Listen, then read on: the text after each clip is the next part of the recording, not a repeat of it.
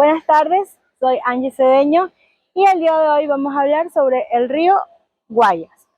El río o la ría Guayas desde antaño ha sido la vértebra principal del guayaquileño riverano, para así calmar el hambre de quienes vivían en sus orillas. Esta alimentación no les causaba ningún problema, ya que siempre tenían la posibilidad de atrapar algún pez.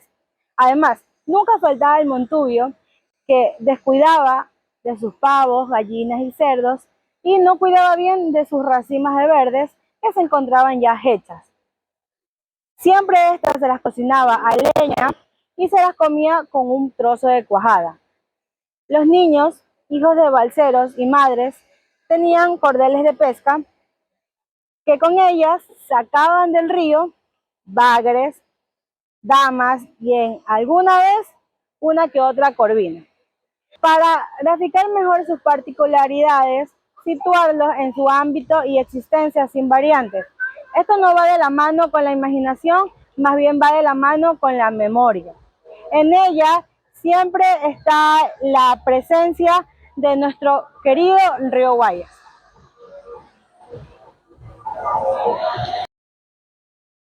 El Malecón 2000 fue considerado como la calle de la orilla o el Malecón de Guayaquil, el ahora denominado Malecón 2000. Recibió oficialmente su nombre como Malecón Simón Bolívar mediante una ordenanza municipal el 7 de agosto de 1936 en homenaje al libertador Simón Bolívar. En 1997, la Fundación Malecón 2000 propuso un proyecto ambicioso para recatar la belleza y resaltar el valor histórico y comercial del Malecón Simón Bolívar, y es así como toma su nombre actual.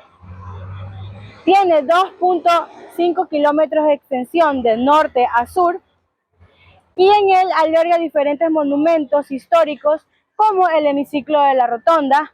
También posee de jardines, fuentes, museos, miradores, muelles, centros comerciales, restaurantes, bares, y en los muelles podemos hacer paseos diurnos y nocturnos y entre otras atracciones. Constituye una de las obras más grandes emprendidas de la ciudad de Guayaquil y considerada un modelo a nivel mundial. En ella también fue declarada como espacio público saludable por la Organización Panamericana de la Salud y Organización Mundial de la Salud. El Malecón 2000, creado e iniciado en la administración del alcalde León Febres Cordero Rivadeneira, expresidente de la República del Ecuador, tuvo como finalidad, desde el inicio, el principio de su concepción, la revaloración del caso comercial de la ciudad de Guayaquil, creando espacios que proporcionará la regeneración urbana. Propósito que se ha cumplido gracias a la decisión de sus líderes, tanto del sector público como el sector privado, que creyeron en la factibilidad de lo que ahora es una gran realidad, que recibe la visita de constantes extranjeros y admiran y disfrutan de la seguridad y belleza que confiere uno de los lugares más visitados de la ciudad de Guayaquil. Aproximadamente 900, ¿lo puedes cortar esa parte? Aproximadamente 95 millones de visitantes desde la inauguración de la primera etapa en octubre de 1999. Buenas tardes, soy Alexis Basilio y hoy ya vamos a hablar sobre la isla Santay. La isla Santay se encuentra en el río Guaya a 800 metros de distancia de la ciudad de Guayaquil y pertenece al cantón Eloy Alfaro de Durán. El área de la isla comprende unos 2.179 hectáreas. Allí radican 56 familias ubicadas en 46 casas y 36 de las cuales se encuentran al ingreso de la zona, con un promedio de entre 207 y 230 habitantes. En el contexto de la historia de la isla se conoce que el libertador Simón Bolívar se asentó en ella mientras convalecía de una enfermedad. Precisamente allí redactó el borrador del Tratado de Guayaquil, suscrito el 22 de septiembre de 1829. Por encontrarse entre Guayaquil y Durán, se cree que la posibilidad de existencia de sitios arqueológicos de algunas culturas como la Huancavilca, la Puñetas y Milagro y Quevedo. En la década de los 40, la isla se destacó mucho por su producción arrocera y ganadera. Desde la mitad de la década de 1999, al Comité Ecológico Litoral, organización no gubernamental ambientalista de Guayaquil, se realizó un proyecto de fortalecimiento organizacional con la población local, que permitió que, entre otros logros de establecimiento de la Asociación de Pobladores llamado San Jacinto de Santay, la edificación de un centro comunitario y una escuela. Pero el mayor logro fue hacer que la isla reconociera no solamente a nivel local, regional y nacional, sino que por su característica ecológica y por el cuidado de su población, a su conversión se la reconozca internacionalmente como el sitio Ramsar. Dicha distancia se dio el 10 de octubre del 2000, por ser el sexto humedal declarado por Ecuador, con una área total de 4.705 hectáreas, a partir del 20 de febrero del 2010. La isla Santay es también una área protegida y forma parte del Sistema Nacional de Áreas Protegidas como Área Nacional de Recreación.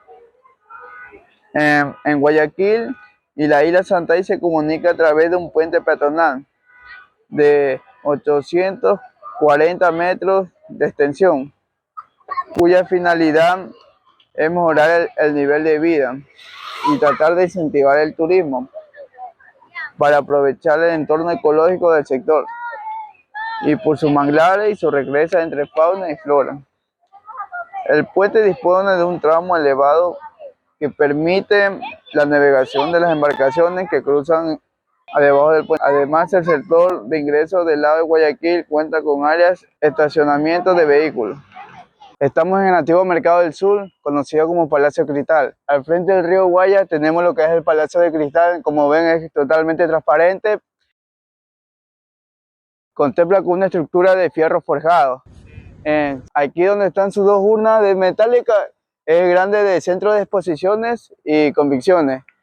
Por ejemplo, tenemos exposiciones de grandes pintores como Hambreman, Picasso, Rendón, Guayaquil y Seminario, y otros pintores de América Latina y el mundo. En los antaños fue declarado como Patrimonio Nacional y actualmente es Patrimonio Histórico. Se construyó como Mercado de los Abastos y fue inaugurado en el año 1905 a 1907. Fue reinaugurado el 6 de enero del año 1908 como Palacio de Cristal.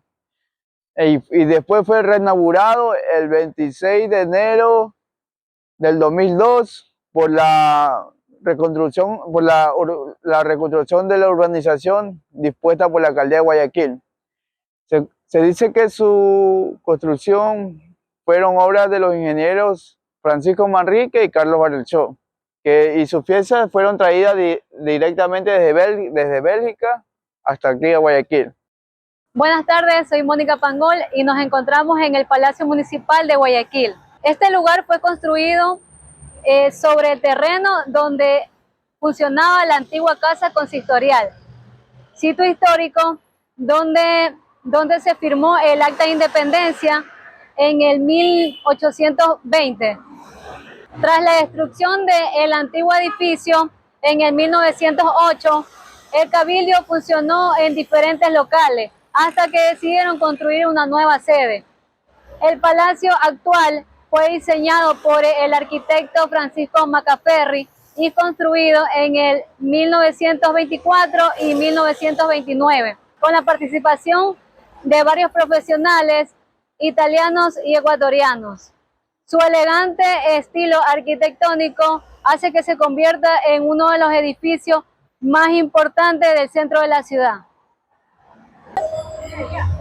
Bueno, ahora nos encontramos en el hemiciclo La Rotonda, uno de los monumentos históricos más importantes de Guayaquil. Fue inaugurado en el 1938 para conmemorar la histórica entrevista a Guayaquil. Ahora nos encontramos en el hemiciclo La Rotonda, uno de los monumentos históricos más importantes de la ciudad de Guayaquil.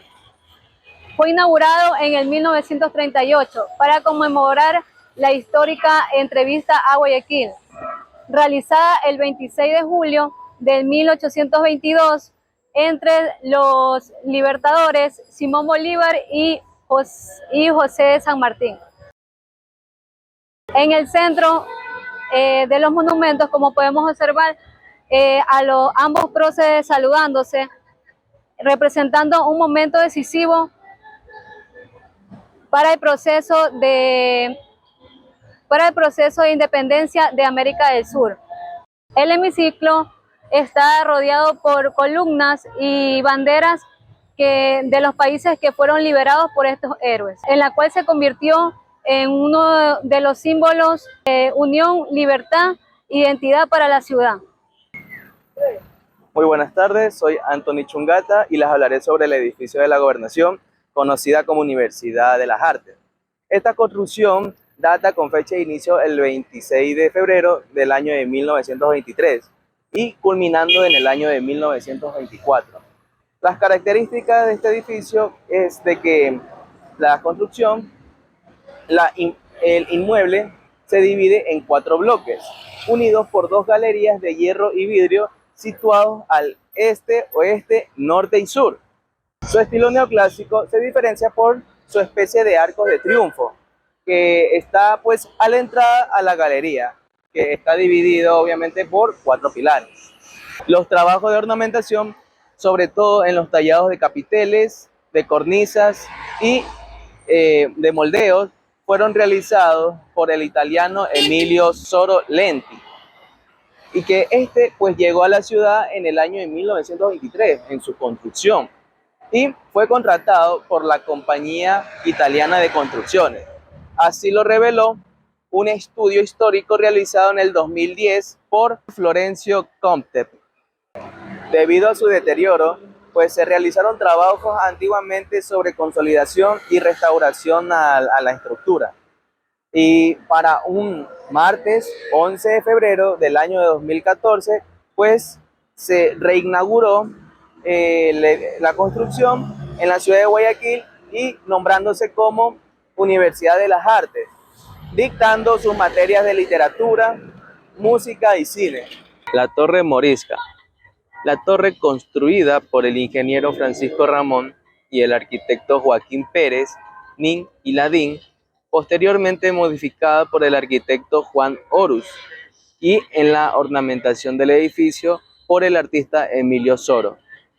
Es una obra de hormigón armado que se eleva 4 pisos sobre una base octagonal de unos 28 metros al cuadrado, hasta rematar en una cúpula árabe de arquitectura bizantina que alcanza una altura de 23 metros.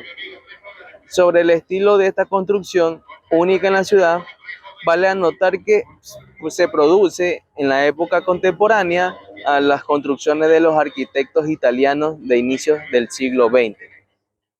Su historia se remonta hasta el siglo XVIII con varias construcciones en distintas ubicaciones.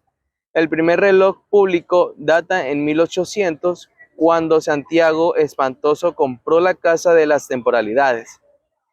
En 1842, el gobernador de Guayaquil, Vicente Rocafuerte, trajo de Europa y de obsequio a la ciudad el reloj público que está en lo alto de la Torre Morisca.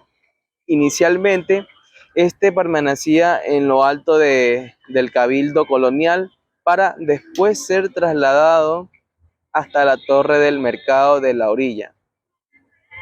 Al desaparecer, se levantó en una torre especial en el mismo sector y allí permaneció hasta 1925, año en que fue retirado ya que la construcción no ofrecía seguridades. En 1930, la municipalidad dispuso la construcción de la Torre Morisca, cuyos trabajos comenzaron el 1 de agosto de 1930, quedando inaugurada el 24 de mayo de 1931.